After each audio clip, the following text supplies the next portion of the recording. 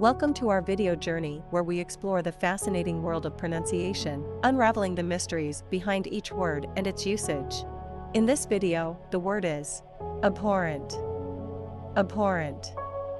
Abhorrent. Abhorrent is an adjective used to describe something that is extremely repugnant, offensive, or loathsome. It indicates a strong degree of dislike or disgust towards the thing being described.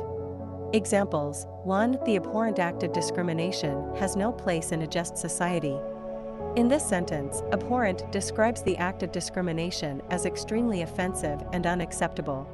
2. The abhorrent behavior of the bullies led to serious consequences at school.